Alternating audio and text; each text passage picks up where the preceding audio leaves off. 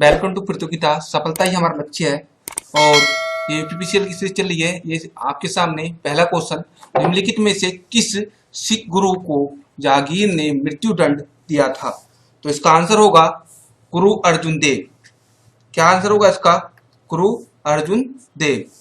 ठीक, बात कर लेते हैं जो सिख धर्म है, जो सिख धर्म, इसकी स्थापना की थी गुरु नानक ने। किसने की थी? गुरु नानक देव ने।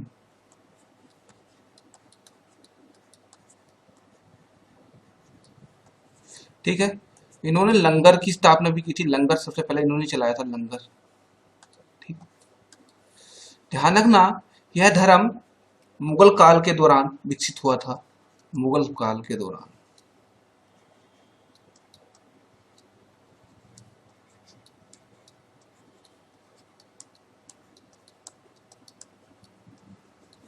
गुरु तेग बहादुर, इन्हें हिंद की चादर भी कहा जाता है। क्या कहा जाता है? हिंद की चादर।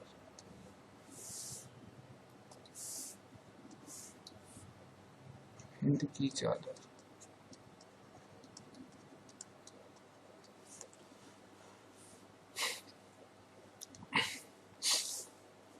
और ध्यान रखना, जो गुरु गोविंद सिंह थे, ये 10वें गुरु थे। गुरु गोविंद सिंह जो थे कौन थे? 10वें गुरु थे। कौन थे? 10वें गुरु थे। और उन्होंने खालसा पंथ की स्थापना की थी। काय की थी? खालसा पंथ की स्थापना की थी।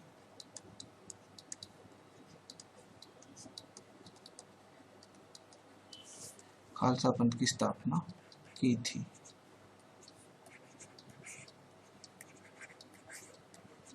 ठीक,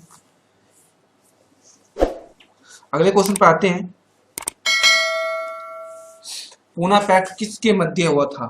तो पूना पैक्ट किसके मध्य हुआ था? ध्यान रखना, इस 24 सितंबर 1932 की डेट है।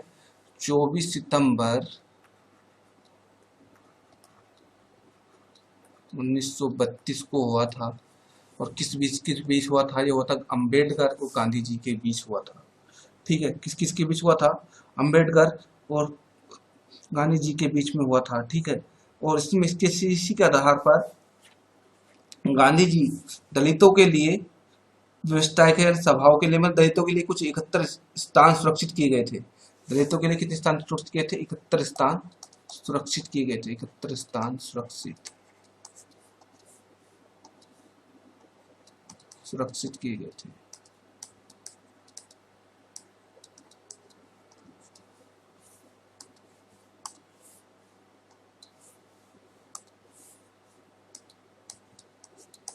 किए गए थे।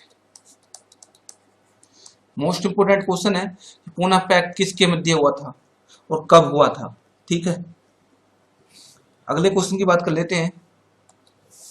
वंदे मातरम, ठीक है, प्रथम संपादक किसने किया था? प्रथम संपादक थे, तो इसका जो आंसर होगा वो होगा अरविंद घोष। ठीक है, वंदे मातरम के जो प्रथम संपादक थे वो कौन थे? अरविंद घोष। वंदे मातरम 1896 में राष्ट्रीय कांग्रेस के अधिवेशन में गाया गया था। ठीक है, कब गाया गया था? 1896 में। 1896 में राष्ट्रीय कांग्रेस अधिवेशन में गाया गया था। राष्ट्रीय कांग्रेस अधिवेशन में।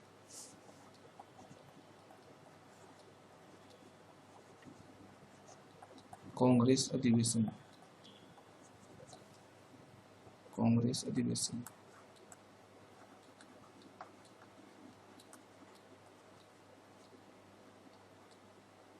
ठीक, इसके जो रचनाकार है वो है बंकिम चंद्र चटर्जी चट्टोपाध्याय। कौन है रचनाकार? रचनाकार है इसके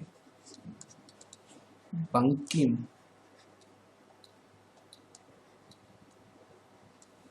चंद्र चट्टोपाध्याय। कौन है? चट्टोपाध्याय।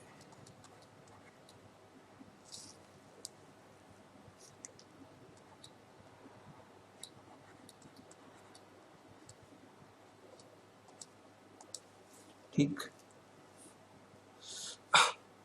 ध्यान रखना, इस गाने की जो अवधि है इसकी, ठीक है, 1 मिनट 5 सेकंड। कितनी है? 1 मिनट 5 सेकंड।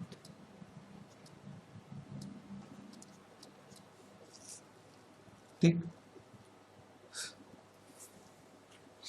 ध्यान रखना वर्तमान में आकाशवाणी और दूरदर्शन में दैनिक कार्यक्रम की शुरुआत किससे होती है? वो होती है तुम्हारे वंदे मातरम से होती है। किससे होती है? वर्तमान में जो वंदे मातरम से होती है, दूरदर्शन पर भी और आकाशवाणी पर।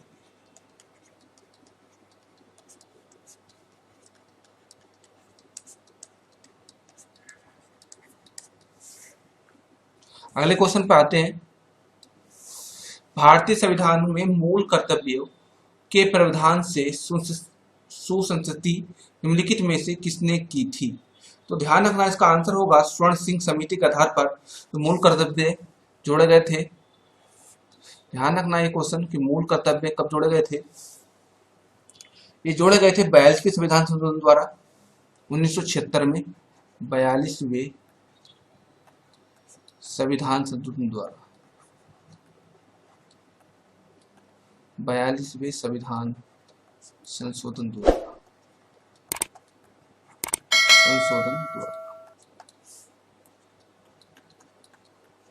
किसकी समिति पर? स्वर्ण सिंह समिति के आधार पर। आइए अगले क्वेश्चन पर आते हैं बच्चों। निम्नलिखित में से कौन सा पदार्थ सबसे अधिक ज्वलनशील है? नायलॉन सबसे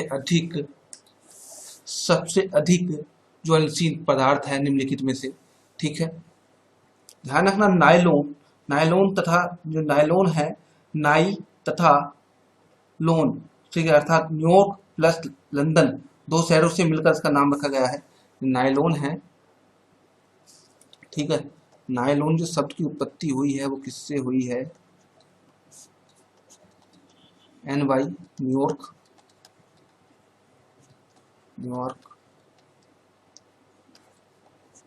ठीक, लोन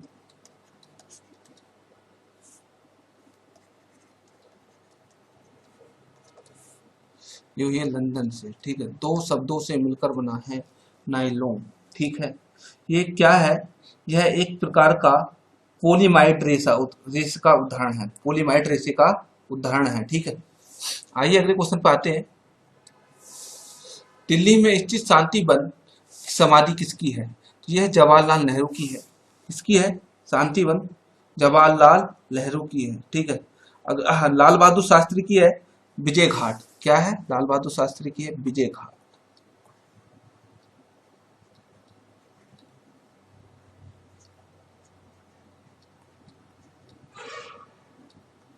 ठीक, इंदिरा गांधी की शक्ति घाट।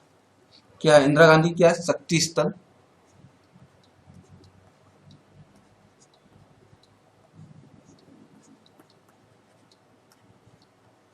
ठीक है, और ध्यान रखना राजीव गांधी की वीर भूमि। क्या है? वीर भूमि। ठीक, कुछ अन्य की बात कर लेते हैं। राजघाट,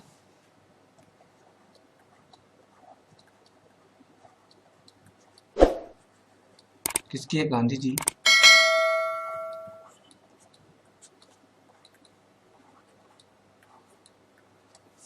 बात कर लेते हैं किसान घाट।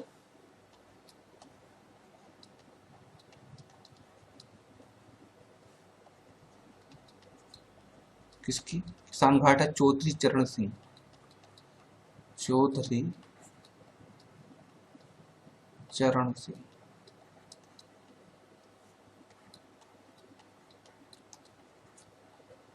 ठीक, समता स्थल। समता स्थल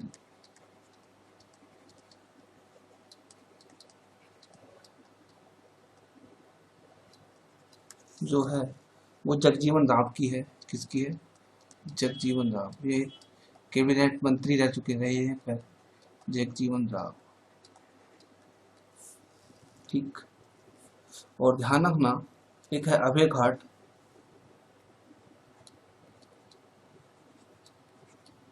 अभय घाट मोरारजी देसाई, मोरारजी देसाई।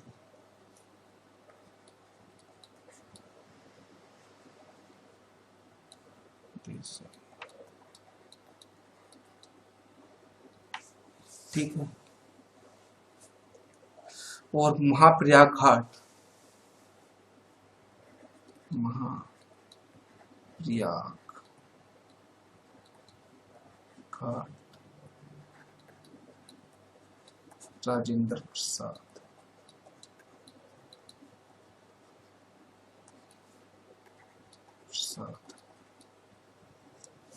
ठीक। चीनी यात्री फायान किस वर्ष भारत में भ्रमण किया था? ये थोड़ी सी मिस्टेक है, कब आया था ये, इसका जो मतलब कब भारत में भ्रमण किया था। ठीक है, फाइयान जो है, फाइमान नहीं है, फाइयान है। ठीक है, चीनी यात्री किसके शासनकाल में भारत में आया था? जो इसका आंसर होगा वो चंद्रगुप्त द्वितीय अर्थात विक्रमादित्य। किसके शासनकाल में आया था? चंद्रगुप्त द्वितीय अर्थात विक्रमादित्य के शासनकाल में आया था। ठीक है, फाइयान भारत का संबंध में लिखा था। इस ध्यान रखना, चंद्रगुप्त द्वितीय के प्रभाव से मध्य प्रदेश में आया था, बंगाल का आसाम और पूरे प्राणों को नियंत्रण किया था। चंद्रगुप्त द्वितीय विक्रमादित्य की गणना भी की जाती है। और ध्यान रखना कि फाइयान ने ही सीयू की नामक पुस्तक लिखी थी। ठीक है, क्या लिखी थी? सीयू की नामक पुस्तक लिखी थी इसने। युद्ध या वाहन आक्रमण के कारण की गई आपातकाल की घोषणा संसद द्वारा अनिवार्य अनुमोदन होना चाहिए। किसने वहां के देखो कोई अगर किसी भी से आपातकाल लगा है, ठीक है, तो युद्ध या बाह्य आक्रमण के कारण की गई आपातकाल की घोषणा संसद द्वारा अनिवार्य अनुमोदन होनी चाहिए, केवल 1 माह में। कितने महीने के लिए? 1 माह के लिए। शून्य आधार पर सबसे पहले सर्वप्रथम लागू हुआ था, शून्य के आधार पर बजट सर्वप्रथम लागू हुआ था, ये हुआ था संयुक्त राज्य अमेरिका द्वारा। ठीक है, सर्वप्रथम। और ध्यान रखना जो भारत में हुआ था वो 1985 में हुआ था। ठीक है, कब हुआ था सर्वप्रथम? 1985 में। शून्य आधार बजट क्या होता है कि अर्थात पिछले बेस को शून्य मानकर, अर्थात पिछले जो भी कुछ है उसको शून्य मानकर जो बजट पेश किया जाता है उससे कहते हैं शून्य आधार वाला बजट। ठीक है, आइए अगले क्वेश्चन पर आते हैं। संसार में चाय का मुख्य उत्पादक देश कौन है? इसका आंसर होगा भारत। ठीक है, चीन दूसरे नंबर पर रखता है, श्रीलंका तीसरे नंबर पर रखता है। ठीक है ना, तो चाय उत्पादन में सबसे ज्यादा अगर जो है वो भारत है। जानते हो सबसे पहले असम है, ये असम की जो चाय है वो फेमस है, तो असम राज्यों में पहले प्रथम स्थान रखता है। आइए, यूनानी चिकित्सा विज्ञान के जनक किसे माना जाता है? ध्यान रखना, इसका आंसर होगा हिप्पोक्रेटस। जब ध्यान रखना कोई भी व्यक्ति यानी डॉक्टर को हिप्पोक्रेटस, जो हिप्पोक्रेटस है, इनकी शपथ दिलाई जाती है, तो यूनानी चिकित्सा विज्ञान के जनक किसे कहा जाता है? हिप्पोक्रेटस कहा जाता है। ध्यान रखना जो जंतु विज्ञान है अर्थात जीव विज्ञान के जनक, जीव विज्ञान के जो जनक हैं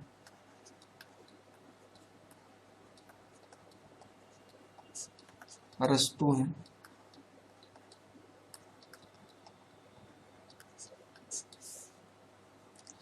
और वनस्पति विज्ञान, तो जीव विज्ञान के आएंगे देव ये आएंगे, और जंतु विज्ञान के आएंगे, जंतु विज्ञान तो भी अरस्तु ही होंगे। ठीक है, कौन होंगे? अरस्तु।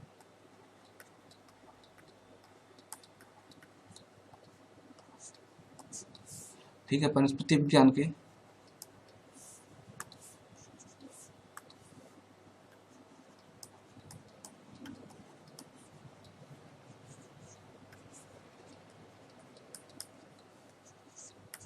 कौन होंगे? थियोफ्रैक्टस।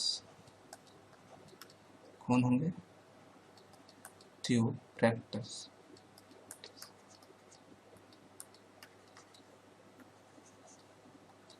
ठीक, आइए अगले क्वेश्चन पर आते हैं। क्रोना किस देश की करेंसी है? तो क्रोना किस देश की करेंसी है? तो इसका जो आंसर होगा, इसका आंसर होगा बी, स्वीडन। क्रोना किस देश की करेंसी है? किसकी करेंसी है? ये तुम्हारी स्वीडन की करेंसी है। बात कर लेते हैं इटली की। इटली की है लीरा। ठीक है। स्पेन और नीदरलैंड, इसकी है तुम्हारी यूरो। क्या है? यूरो। आइए अगले क्वेश्चन पे आते हैं। वृंदावन गार्डन कहाँ है? इसका आंसर आएगा मथुरा, सॉरी मथुरा का नाम मंसूर। क्या आएगा? मैसूर होगा। ठीक है, बात कर लेते हैं। देखो मथुरा, ये उत्तर प्रदेश के सबसे अधिक मेले कहाँ पर लगते हैं? मथुरा में ही लगते हैं। ठीक है, आइए अगले क्वेश्चन पे आते हैं। वेलिंगटन ट्रॉफी का किस खेल में दी जाती है? ये आर्चिंग, किस खेल में जाती है? आर्चिंग गेम में। भारत के उपराष्ट्रपति के निर्वाचन के लिए योग्यता की न्यूनतम आयु कितनी होती है? उसका आंसर आएगा 35। क्या आंसर होगा इसका? 35। ठीक है, ध्यान रखना 58 में, आर्टिकल 58 में राष्ट्रपति की वरीयता दी गई है। राष्ट्रपति की वरीयता दी गई है। अगले क्वेश्चन पे आते हैं। नटराज किस प्रसिद्ध कांस्य मूर्ति का उदाहरण है? तो इस चोल काल के, ठीक है, चोल काल के संस्थापक थे राजेंद्र प्रसाद चोल थे। कौन थे? राजेंद्र चोल थे। ठीक है, इन्हीं के काल में जाते ये फूला था, राजेंद्र चोल प्रथम।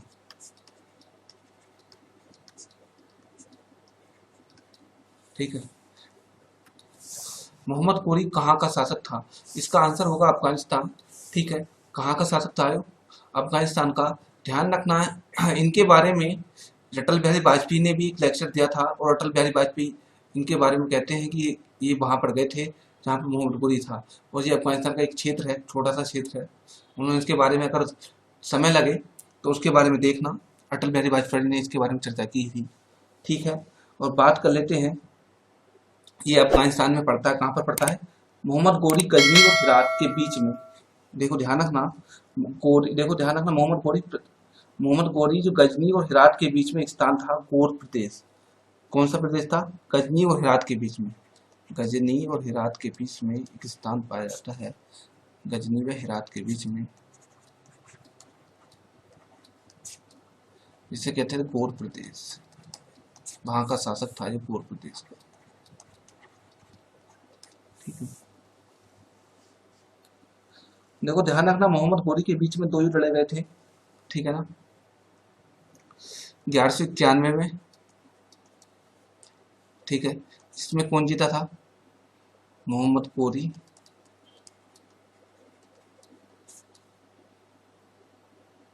जिसे कहते हैं तराइन का प्रथम युद्ध। तराइन का प्रथम युद्ध, मोहम्मद गोरी वर्सेस पृथ्वीराज चौहान।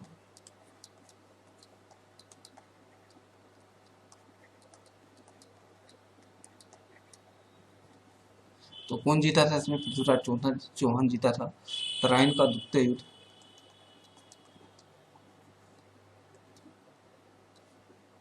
तराइन का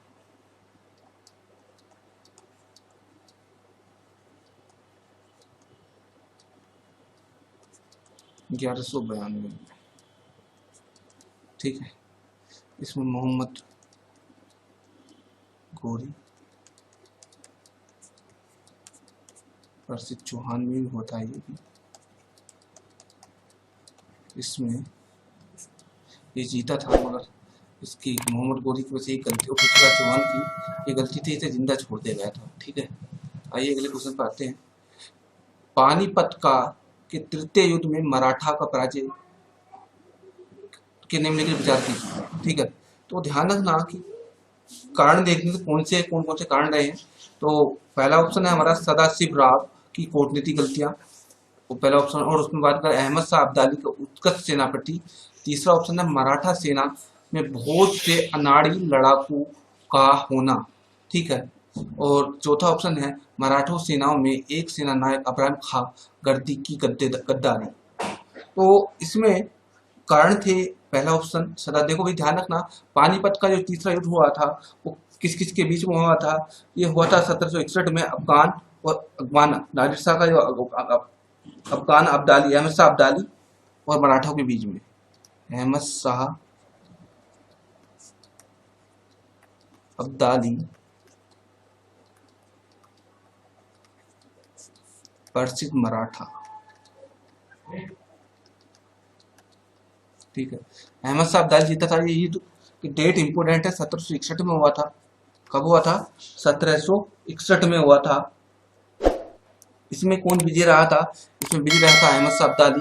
और प्रमुख कारण रहे थे, इनके प्रमुख 3 कारण रहे थे। सरसी कूटनीतिक गलतियां, ठीक है, अहमद शाह अब्दाली का उत्कृष्ट सेनापति और मराठा सेना का बहुत सा अनाड़ी लड़ाकू का होना। ठीक है, आइए अगले क्वेश्चन पे आते हैं।